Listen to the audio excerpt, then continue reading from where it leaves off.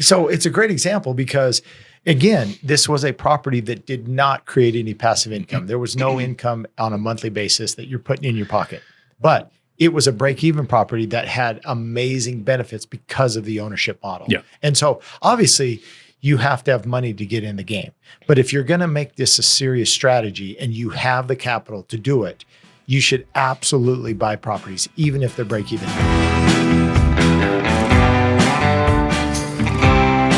What's up, guys? Welcome back to another episode of the Vacation Rental Revolution podcast. I'm your host, Shawn Moore. We're back with our Whiskey Wednesday segment with my main man, Mr. Dave Savolich. Hey, buddy. Brother? How you doing? Good, man. Ready to go. I'm ready. We're hitting the ground running this week. We got the final four decided. What do you? So you and I both picked. I think we both picked all number ones. Yeah. I'm a lot of the other country did too. So we're not we're not like smarter or anything else. But it is interesting. I think it's the second time ever in tournament history that all number ones got to the final four. And it's interesting. It was back in 2008. This is really weird. Back in 2008. That's the only other time that all the number ones made it to the final four.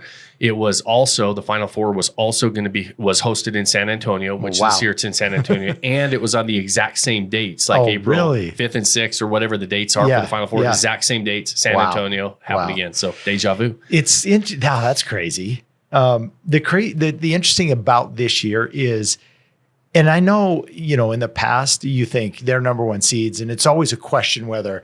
Do they deserve a number one seeds? I believe 100% that the number one seeds this year are the best four teams in the country. Yeah. You know what I mean? Yeah, I think now so in the past, you got a number one seed, but there's always question, hey, number 5, 6, 7, 8. They could have gotten a number one seed. Yeah. These guys literally were the best teams. And they showed it. I feel like that they have been the best all year, which is why we picked them. Both of us in our brackets picked. But who's leading the old Vodyssey bracket? I know. Shawn Moore is leading the Vodyssey right at the top of the bracket. Top of the bracket. First time I've ever led a bracket this deep. So I know. We'll see. We'll see what happens next week. It's crazy. So who'd you pick to win it all? Houston.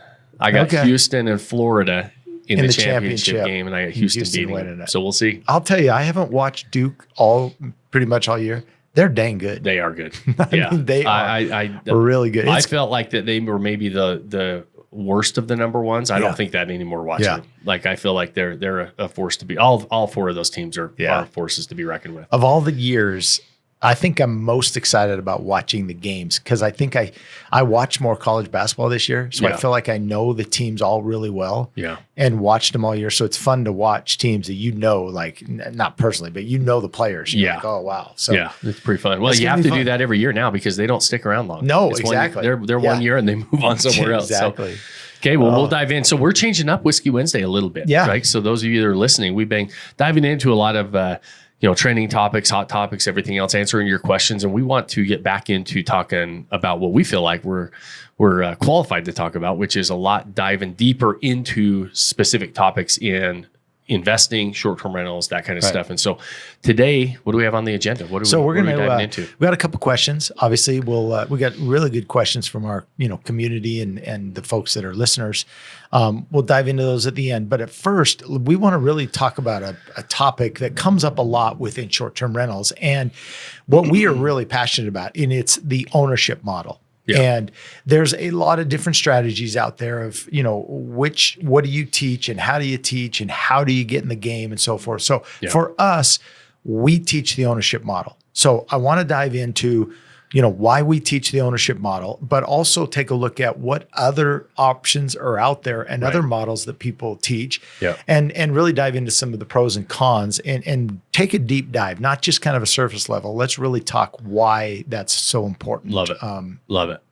For this strategy. Yeah. And the ownership model, like I always say, the juice just isn't worth the squeeze in the short-term rental game unless you own these properties. And we can dive more into that. But let's start with in real estate, you usually build up cash with short-term deals. That would be like wholesale deals, fix and flip deals, development deals, build jobs, those types of things where it's a one and done, right? You kind of eat what you kill and you have to go do it over again and rinse and repeat. So think about short-term deals like that, where you're going to go do something, you're going to get paid for it, and then you do it again. It doesn't keep going. Right. Long-term deals, wealth is built with long-term deals. And that means rental properties, multifamily developments, commercial deals, where you're owning these properties for the long term. Right. Short-term rental deals. In ours, short-term rentals are still long-term investments where they're creating more passive income, right? So you're building wealth, equity, all of that stuff, and passive income over time.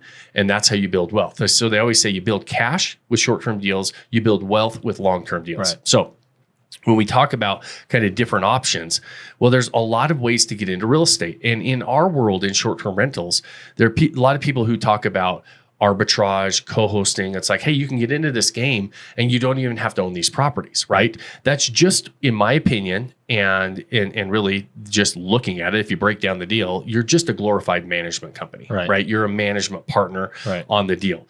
I hire co-hosts. I hire people who are trying to, nobody arbitrages my deals. That rental arbitrage is when you go rent a property from somebody, you sign a long-term lease, and then you take it and you have this leased property that you're going to go sublease out on a short-term basis, right? So you have to, whoever you rent from has to agree to do that and understand that that's what you're doing. Co-hosting is more where you come to me and you say, hey, I don't want to pay you a monthly rent. What I want to do is I'll help you on the marketing, I'll help you on the management side, and then I'll take a percentage of gross revenue. Right. So you really are just a management partner. It's a cash flow type of a business, right? You're trading your time for money, and that's what you're doing. Now, it's not investing. A lot of people say that's investing. It's okay. And it's okay that it's not investing, but don't act like you're an investor, right? There are times in your life where you don't want to be an investor. You need to figure out how to increase your income. You need to make more money before you can be an investor.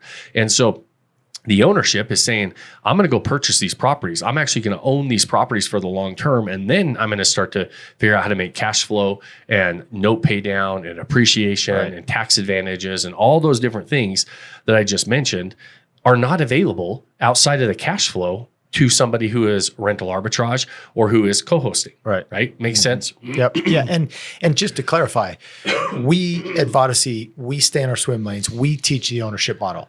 There's a lot of other folks out there who teach the arbitrage and teach co-hosting. They're all options to get in the game. And so depending on your financial situation, your, mitigating risk, strategies, whatever you decide to do, there are different options within that. And so that's why I want to talk about, and I know you're going to dive right into the pros and cons, but that's just to clarify, that's what we do. Yeah. And we do it because, and I'll break down a deal in a minute. It's just, there's not enough money to be made with the amount of risk if you don't own these properties, right? And so there's a lot of people that will argue and say, well, listen, I would rather see you go create some income and create a side hustle, create a second job that starts to make some income, which is great. I have no problems with that. I think there's way better ways to make side hustle money than becoming a property manager or a co-host or an arbitrage in the short-term rental game.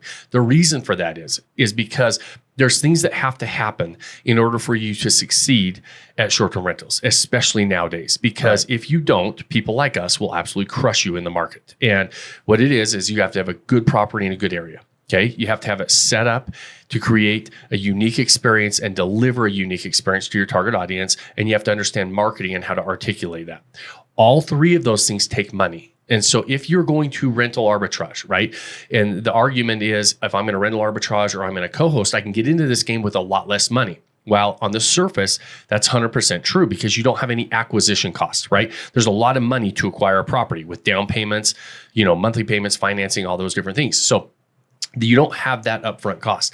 However, when you don't have the upside on the back end, you're not willing to, or most likely not willing to invest in what it takes on the setup and the custom artwork and creating this experience, and then ultimately spending the money on the marketing, right? Marketing, you could say, well, I'm willing to do that on the marketing because I should get a positive return on my ad spend. Problem is that middle section, furnishing these properties, creating these game rooms, creating these resort style backyards, everything else, that's a big investment into a property. And so if you're not willing to do that, you're going to compete with people like us who own these properties, because we are willing to dump that into our property. Right. We've acquired this nice asset. We're willing to spend the money to dump that money into it. And then because we know that's going to do 95% of the heavy lifting on the marketing side. And then we understand how to market. Right. When you don't have that back end upside outside of just whatever rents you're going to be able to get, you're not getting your unfair share of that business, because you're not willing to spend that extra money, because you tried to get into this with no money down or on a shoestring and get into this game with little money. This is not a game that is easy to play without having some capital and skin in the game. Right. And if you're going to have skin in the game, you might as well own these properties, because you're going to get better return on that. Right. Yep. So that's like the pros with rental arbitrage, co-hosting is, in theory, you can get into it with less money. Right. You can go furnish a property, bare minimum, and you can go put it on Airbnb, Vrbo. The problem with it is that worked for a long time. That does not work anymore. The gap between the properties that make money and the properties that don't make money, that gap is widening really, really fast, and it's significant. The people who are in the middle of the market are just going there to die, and you find a lot of arbitrage and co-hosters in that game, because they've kind of gone in the middle of the market. They're just blending into the crowd, and they go to there to die, because it's not super motivating to dump 30 or 40 or 100,000, depending on the property, into furniture and artwork on a property you don't own. Right. And if you don't, exactly. people like us are doing that because we do own these properties, and we're crushing you and getting we're getting the business anyway. Well, and at the end of that, you put all this time and money into it, investment, and then the arbitrage, the contract, it ends. All that money that you've invested isn't yours anymore. Right. It stays with the property. The other thing that I want to touch on is the tax benefits of arbitrage, for short-term rentals. There are none. There are none. Right? What are you gonna? You've got an active business. You don't own anything. You can't depreciate. As real estate investors, if you don't understand depreciation, you should look up depreciation and go study up on it. But investors call depreciation the eighth wonder of the world for a reason, right? Because it is such a big deal on saving taxes. Yep. It's why real estate as an asset class in general is so preferable to high income earners, to people who are paying a lot of money in taxes, right? Yeah. To the wealthy, because that those tax savings are significant, and you don't get that if you don't own the properties. Right. You don't have that. And then the other thing that I think is super important is just the control of that property. So at the end of your lease, and you 1 year, and you're like killing it, and you're like, wow, this is kind of fun. I've made a little money. Obviously I don't own it. I'm not taking advantage of taxes, but it's been good. And the owner of the property says, hey, I'm not going to do this anymore. Yeah. That's it. Yeah. You're out. You could be out. Yeah. Your business could be out overnight, and it could be a really unpredictable business, because this happens all the time. Where you work hard, you get this property set up. What if it's producing? What if you're cash flowing pretty well on it? And the owner says, hey, this is, maybe I'm going to try this on my own. Maybe I'm going to manage it myself. Maybe I'm going to sell the property. Maybe I don't want to do a short-term rental anymore. All three of those things happen on a regular basis. And you have no say, because you don't own the property, right? You're just managing the property for somebody else. If you have a long-term lease and you're leasing it on an annual basis, I was talking to one guy, his whole business was built on arbitrage, and he would work with these property managers who would give him a portion of their portfolio in urban markets, right? So he would have, at the time he had like 300 units. He was making several $1 million a year in gross revenue from these units, and like almost $10 million a year. So a lot of gross revenue. His net was around $1 million a year. So after all expenses and everything, he was making about $1 million a year. Well, it was with 3 major property managers in this urban market. They all decided, hey, we don't want to do this anymore. His business was shut down overnight. They wouldn't renew his leases. He couldn't do it again. And he's over. He built up a lot of time, a lot of effort, understanding what he's doing, built up an entire company, his whole marketing systems, all of his team members making $1 million a year. Bottom line, top line revenue was close to $10 million a year, gone overnight because he didn't own these properties. He does not control the property. Yeah. That's a pretty tough business. Yeah, it's a really tough business. So let's kind of change over and talk about the ownership model. A lot of people think that it always has to cash flow to be super successful when you own the property. And we always talk about hey, what about a break-even property? What does that do if we can't find a property where we can create some passive income, but we can find a property that breaks even? Yeah, perfect. So and I love this. How do you get rich on break-even properties? When I talk to groups and everything else, I always raise my hand and said, what if I could show you how to find a property somebody else paid for, you get to use it, you get to own it, you don't make a dime in cash flow. Would you want to do that? But you own the property. Right. Everybody raises their hand. Yes, I do. But over and over and over again, every single day we see people turn down break-even properties that could be really good wealth building machines. And let me break down how you can build wealth with break-even properties. Now, you can't build any wealth you really don't build wealth anyways with a side hustle. So the arbitrage, co-hosting, you can't do this because you're gonna understand why here in just a minute. If you're breaking even, you're breaking even. If you're losing money, you don't make any money. Right. Break-even properties don't make any money in that scenario, and you have no upside. As an investor, I can buy break-even properties and build a lot of wealth long-term with them. And so, Jake, while I'm going through this example, for those people that are on YouTube, are you able to, on the edit, show the examples? Because usually I like to write it down so you can see what I'm talking about. So if you're listening on the audio, follow along. If you're on YouTube, Jake will throw up this scenario on there. So let's say I'm going to buy a $500,000 property. I buy a $500,000 property. I'm required to put 20% down to buy that property. Let's say the loan program I got is requiring me 20% down. So I buy $500,000. I put $100,000 down on that property. Okay. At the end of the day, this property performs. It pays the debt service. It pays my management fees. It pays all my expenses. But I don't make any money. Yep. I'm breaking even. It's a zero cash on cash return. Right. So break even property, making no money. And so people are like, all day long, they'll say, I don't want that property.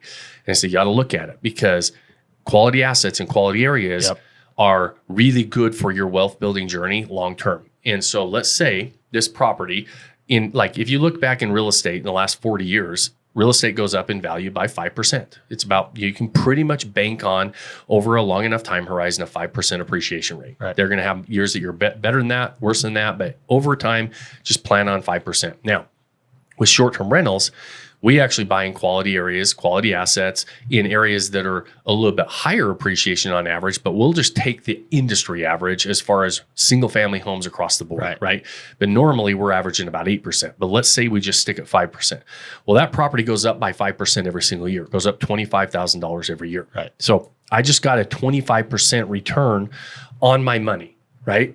So by going 5%, because I put $100,000 into it, my $100,000 didn't go up by 5%. Right. My $500,000 asset went up by 5%. So I just gained $25,000 in equity. Yep. Right. In equity on the $500,000. On the $500,000 property went to $525. Yeah. But my return was 25% on my $100,000. Right. So I just made a 25% return on a break-even property. Right. Now, the beautiful part, if I got an 8% return, I made a 40% return on my money, right? Now, people are like, well, that's not cash flow, Shawn. That's not in your pocket.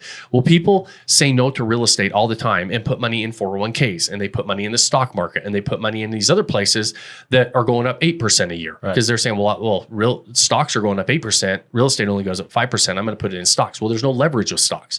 If you put $100,000 in stocks, your stock portfolio is a $100,000 portfolio. My real estate portfolio is a $500,000 portfolio in this example. Right. And so your 8% that it went up in the stock market went up to $108,000. So you made $8,000. You made an 8% return. I made an effective 25% return. Right. Mm-hmm. That's the power of leverage in real estate, because the entire asset goes up. So now we're just getting started.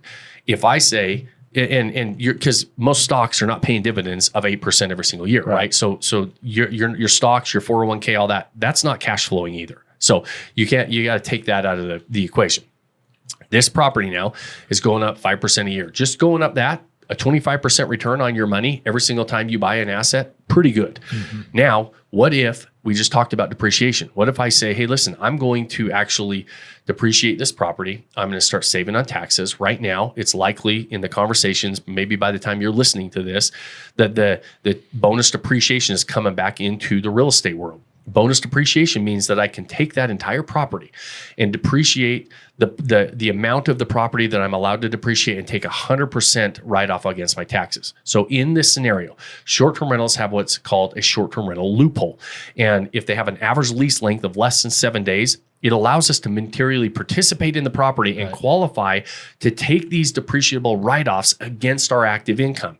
Normally, you have to be a real estate professional to do that. Well, with short-term rentals, you don't if your average lease length is less than 7 days and you qualify as a material participant, right? And so I'm not going to get into the qualifications, but follow me on the numbers. The property that you can't depreciate land, you can only depreciate the materials in a property.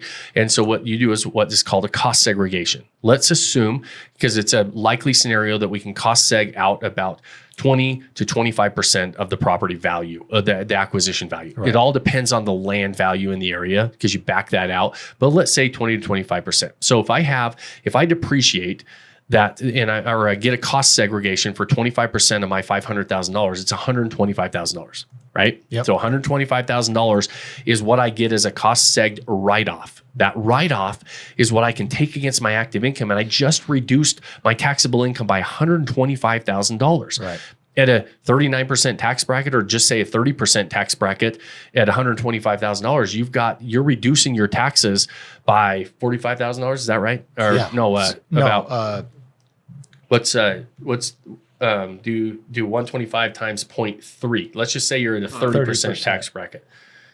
37,000. Yeah, 37.5. So now I add that to my $25,000. I'm sitting at almost a 70%, 65%, 65% cash on cash, 65% return on my $100,000 because I just reduced my taxes by another $37,000 that year. So I got 25% in actual appreciation. I've got 37,500 that I don't have to pay the IRS this year just by buying that property. Right. So now all of a sudden, it's pretty hard to look away on a break-even property that's giving me, 60% return on my investment in one property. And so you can see quickly how if I start to compound that every year, that grows really, really fast on a break-even property. And you cannot do that unless you own these properties. Right? So it's a great example because again, this was a property that did not create any passive income. There was no income on a monthly basis that you're putting in your pocket. But it was a break-even property that had amazing benefits because of the ownership model. And so obviously you have to have money to get in the game. But if you're going to make this a serious strategy and you have the capital to do it, you should absolutely buy properties, even if they're break even. Now, if you can find properties and you're patient and you look in areas that create some passive income, you still have all those other benefits. And now you can create some passive income as well. Exactly. And don't get us wrong. We love passive income. We love that, right? Always looking for we that. didn't even calculate note pay down and everything else. And as a retirement strategy, guess what happens why real estate investors own all these let's say fast forward 15, 20 years down the line, you did this with 5 properties, right? And these properties start to gain that value and they start to get paid down over a 10 or 15 year period. And they're worth double what you paid for them, probably worth more than that, what you paid for them. Guess what happens in retirement and why a lot of real estate investors live tax-free in retirement while this becomes their entire savings plan, because guess what is not taxed? Loan money. When you take a loan out on a property, you don't get taxed on that money. And so you have this entire portfolio that's worth way more than you paid for it. It's gone up, it's been paid down, it's gone up in value. And you've got this portfolio, lots of times several $1 million that you can tap into that equity as loan payments, and you don't over leverage the property. They're still self-sufficient. Somebody else is still paying those. So when you take that loan out, somebody else is going to pay that loan payment because they're income producing type properties. And yet you can take out, however much equity you've got in different loan programs, whether it's a cash out refinance, whether it's a HELOC, and you don't have to sell it and pay a capital gains on it. You just borrow against it and you never sell those properties and you just let them keep producing. It's a beautiful thing that can really increase your entire net worth, your wealth building journey. And then also in retirement, like living off of that money and in letting these properties continue to produce and continue to fund your retirement and your lifestyle instead of taking a big step backwards when we're done working.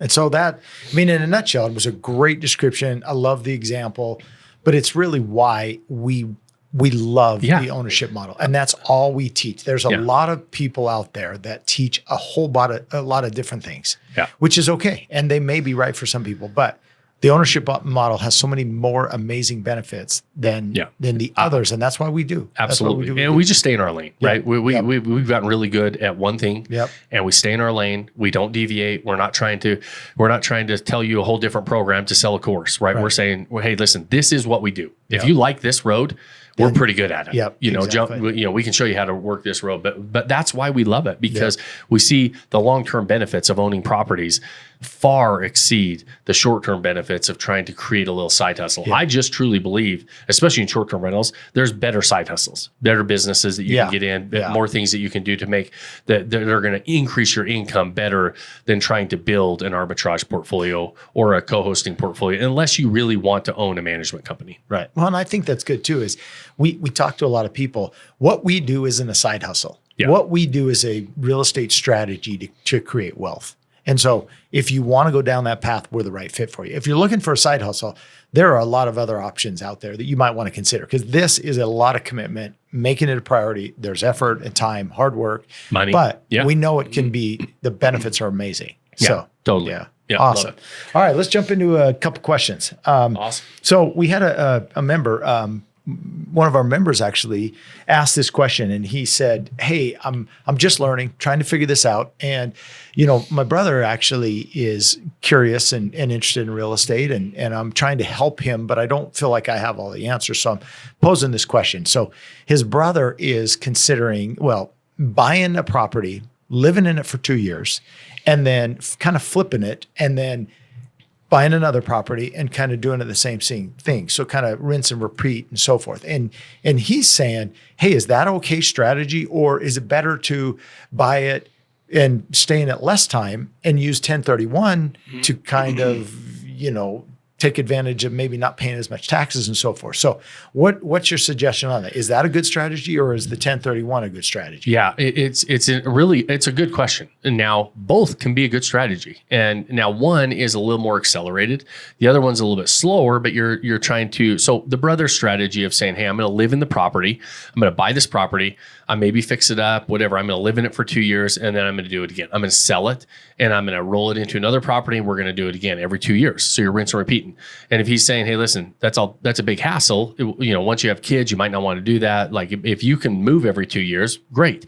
What you're doing is avoiding capital gains tax, because right now in the US, if you live in a property for 2 of the previous 5 years as a primary residence, you have up to $500,000 of gains that you don't have to pay capital gains tax on, right? Gotcha. So that's why his brother's probably thinking about that. He's saying, 2 years. That's why 2 years is important. Yes. Okay. And so now, if you're going to do short-term or long-term capital gains, if you live in a property for a year, or you have a property for a year before you sell it, you have different rules as far as different amounts you're going to pay for short-term versus long-term capital gains, all that kind of stuff. Right. I won't get into that, but the brother is doing the 2 years, and it didn't say that in the question, but I'm guessing to avoid capital gains altogether, because that's the rule is 2 of the last 5 years as a primary home, you avoid paying capital gains on up to $500,000 in gain, right? So, so you can rinse and repeat. Now, you have to wait 2 years to do that. You could say, hey, listen, and this is where he's saying, I'm telling him do that, but just 1031 it into something. You're not going to pay those gains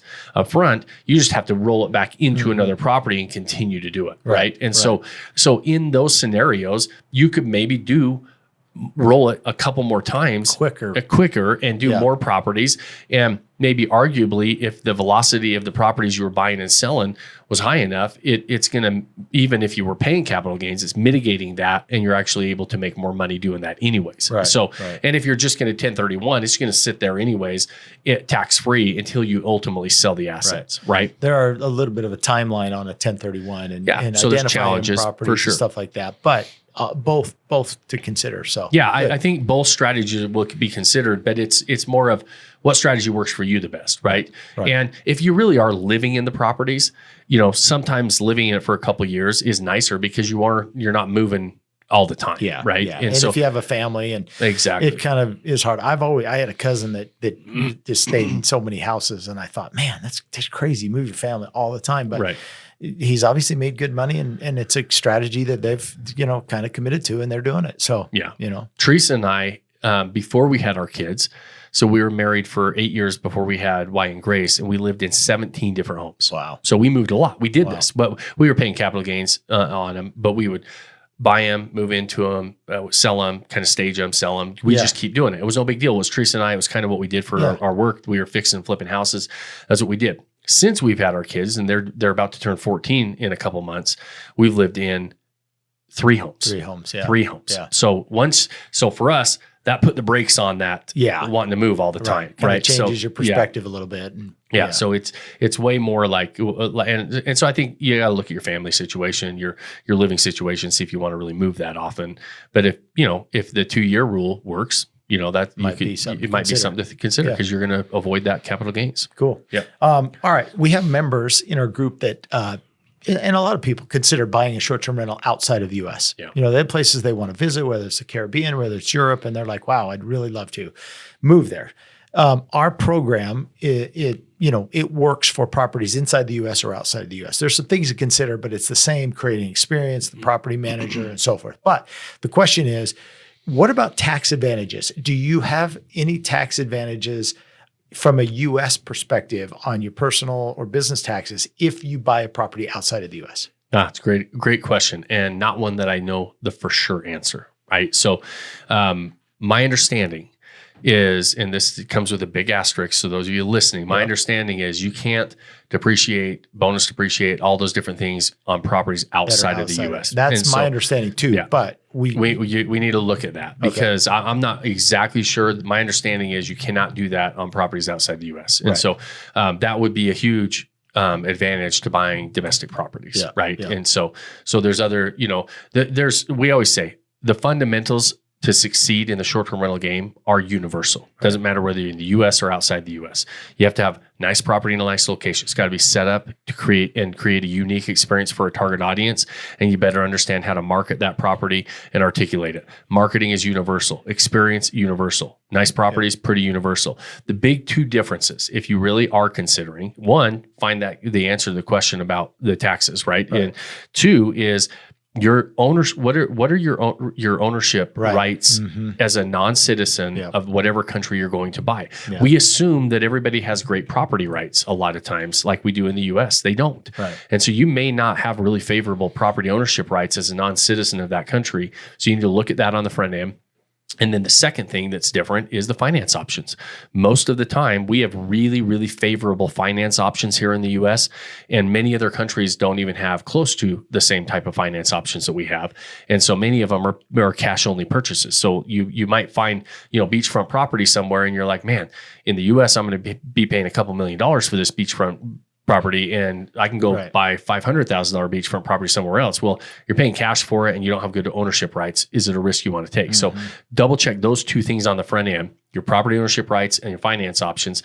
And then to succeed and underwrite and everything else, it's the same. It's universal. The underwriting tools we use, they're actually based out of Barcelona, Spain. So they're not even US based, right? So the tools that we're using are going to give us global access to the markets when we're underwriting. Experience is universal, marketing is universal. So everything else stays the same. Well, and I'll add one third thing is when it comes to finances or taxes, always get advice from the expert. And that's one of the main reasons why we have our weekly coaching calls with expert advisors. And so even us, when we have a question about taxes or about regulations or about how it works from an LLC or in and out of the U.S., we make sure we understand those, but we're getting those from a legal or a CPA or a finance expert. 100%. You know what I mean? 100%. And everybody should do that. So don't do anything unless you get that advice from those experts. Absolutely. Like even the tax question. Like I don't know the answer, but I know somebody who does,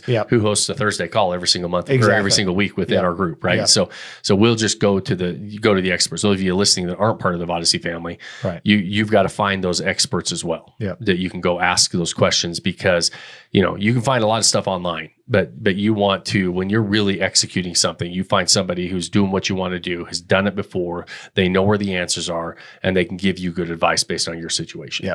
So Hey, great Awesome. episode, buddy. Good advice and good information. Okay, well, let's wrap it up, guys. We'll wrap up today's episode. We hope you like that a little bit more, diving right into the nuts and bolts and details of what it takes to succeed in the short-term rental game. And so we'll wrap up this one. We always appreciate you guys spending your time with us. If you like it and you have more than 30 seconds, share the show with somebody that you know and give us a review or a thumbs up on whatever platform you're watching or listening on. Those things help us grow the show, and we appreciate it very much. And the final, most important thing I ask you at the end of every episode, pick that one thing you can do today. Start building that life you don't want to take a vacation from. Cheers, my friends. Cheers, buddy. Cheers, my man. Thanks for joining us on this episode of the Vacation Rental Revolution podcast. Share this with other people you think need to hear about it. And don't forget to subscribe and leave us a review. Hey, Grace, is there a website? Yes! For more amazing content and expert advice, visit Vodyssey.com. Thanks for listening, and we'll see you on the next episode.